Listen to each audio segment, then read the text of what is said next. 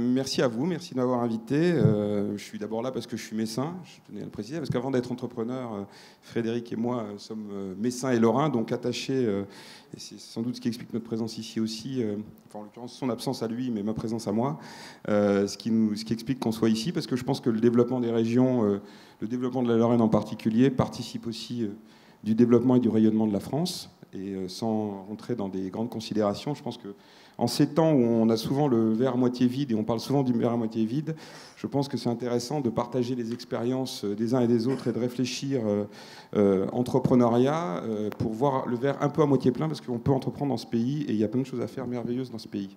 J'espère qu'on sera un jour la preuve de ça, parce que pour l'instant on en est loin, étant donné qu'on a démarré, c'est une start-up aussi, alors c'est pas une start-up technologique, c'est pas une start-up digitale, mais Courage est aussi une start-up aujourd'hui économique, puisque l'entreprise est restée une entreprise qui a été complètement fermée et protégée par Coqueline et André Courrèges pendant 10 ans, parce qu'elle a connu des vicissitudes, j'y reviendrai.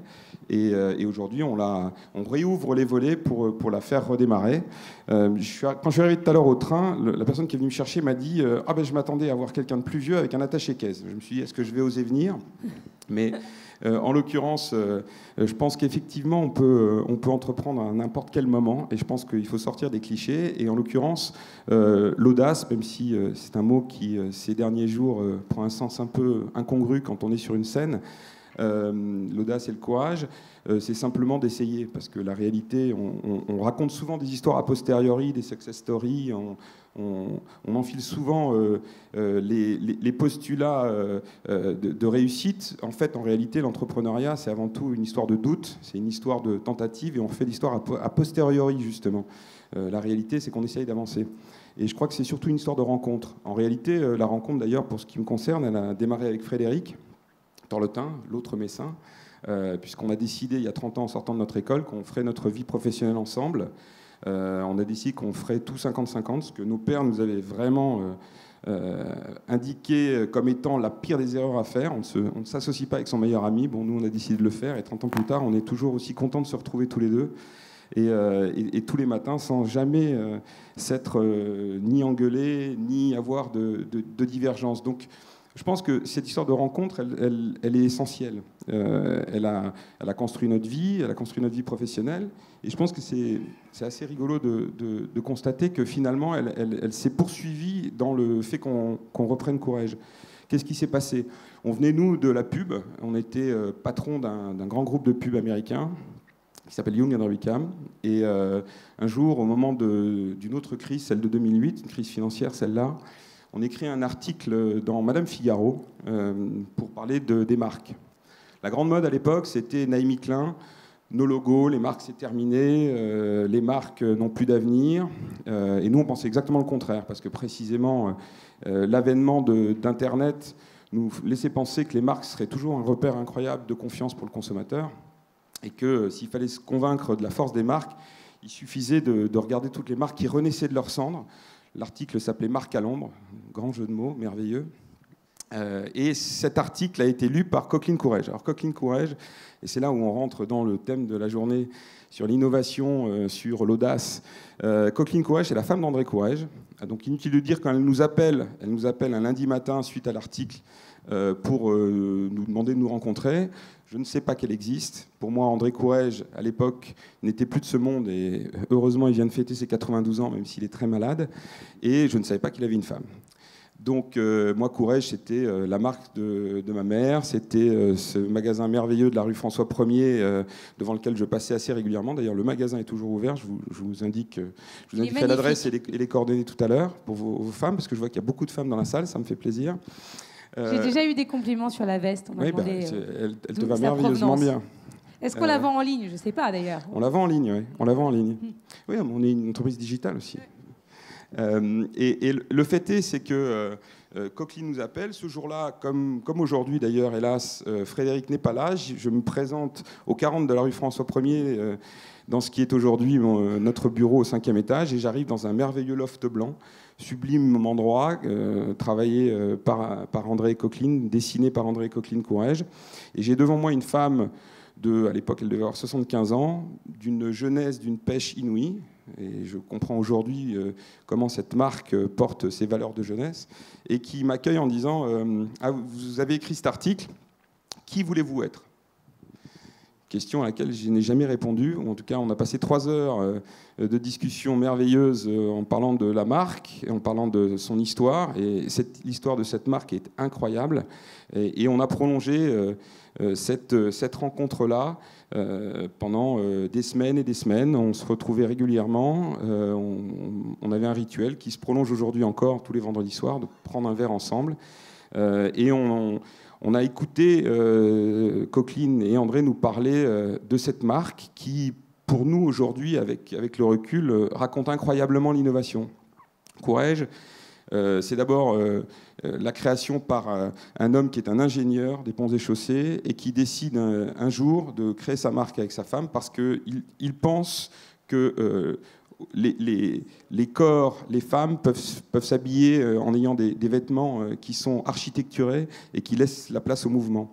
Et Courrèges, c'est la dernière évolution de la mode de ce point de vue-là. C'est le moment où on passe d'une époque où les filles voulaient s'habiller comme leur mère à une époque où les mères vont s'habiller comme leurs filles.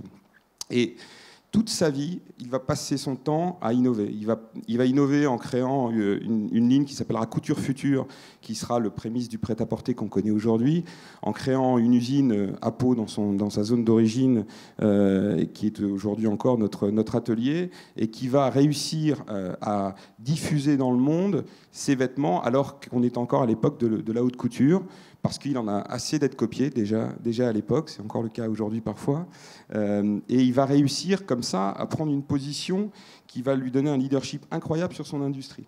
Et toute sa réflexion sera une réflexion de décalage, comme disent les marketeurs aujourd'hui, out of the box, mais lui il était vraiment out of the box, avec un anticonformisme qui lui permettait de réfléchir tout le temps son époque autrement. Et la preuve en est, parce que cette marque s'applique sur des tas de domaines en dehors de la couture. Coqueline et André sont en 68, et ça va nous parler aujourd'hui, et je pense que c'est aussi le thème de cette journée. Ils sont en 68, les événements, une pompe à essence avec une queue incroyable devant, et évidemment plus d'essence. Et Coqueline dit à André, je pense qu'il n'y aura pas toujours du pétrole, on est bien avant le choc pétrolier, mais par contre il y aura toujours des gens pour partir en vacances et toujours besoin de voitures.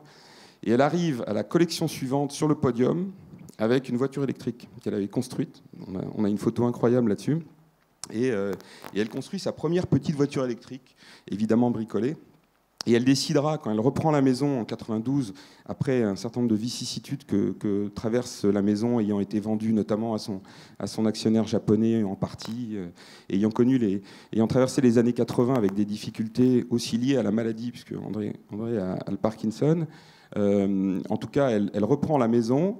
Et à ce moment-là, elle se dit, finalement, si je veux changer le monde et la société, or cette maison a toujours réfléchi le monde et la société autrement, et n'avait pas pour vocation de faire des vêtements en soi, mais bien de changer la vie des femmes, la seule manière de le faire, c'est de faire des voitures électriques et de promouvoir la voiture électrique. Et elle va faire comme ça 6 prototypes, en allant chercher les meilleurs, notamment un ingénieur, un des fondateurs de Tesla, un certain Cocconi. Et c'est intéressant sur la démarche, on parle d'innovation, on parle d'audace créative et d'une réflexion sur l'avenir. C'est quelqu'un qui a été chercher les moyens d'aller au bout de ses idées et qui a, comme disait René Char, pensé en stratège et agi en primitif.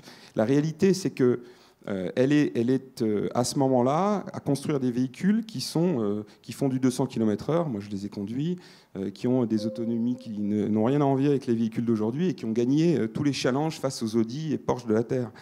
Donc cette capacité à un moment donné à repenser le monde autrement et à repenser l'objet autrement. Et c'est ce qu'on essaie de faire aujourd'hui. Donc un jour, elle nous a dit c'est à vous qu'on a envie de transmettre cette maison. Donc on a accepté ce défi-là. On a changé d'univers, changé de métier, changé de vie, en se disant que comme on était deux, il ne pouvait rien nous arriver. Et ça renvoie probablement à une forme d'audace et d'inconscience, mais toujours assez responsable, en se disant que finalement, et quand on voit ce qui vient de se passer, qu'est-ce qu'on risque, hein, l'essentiel est ailleurs. Entreprendre, c'est pas une question de vie ou de mort.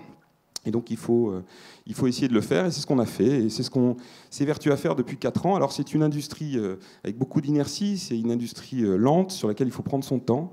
C'est ce qu'on essaye de faire. On a relancé la maison sur ses bases, et on vient de rentrer dans un 2e cycle en intégrant des nouveaux créatifs qui vont nous permettre, on l'espère, de rentrer dans une nouvelle ère plus mondiale. Voilà, donc c'était juste un témoignage que je voulais partager avec vous. On aura probablement l'occasion, en dehors, de s'en reparler. Et pour conclure, je voulais juste vous dire, parce que c'est une phrase qui me tient à cœur, et partager avec vous cette phrase de René Char qui dit « Impose ta chance, serre ton bonheur, et va vers ton risque. À force de te regarder, ils s'habitueront. » Je pense que c'est une phrase à méditer. Merci.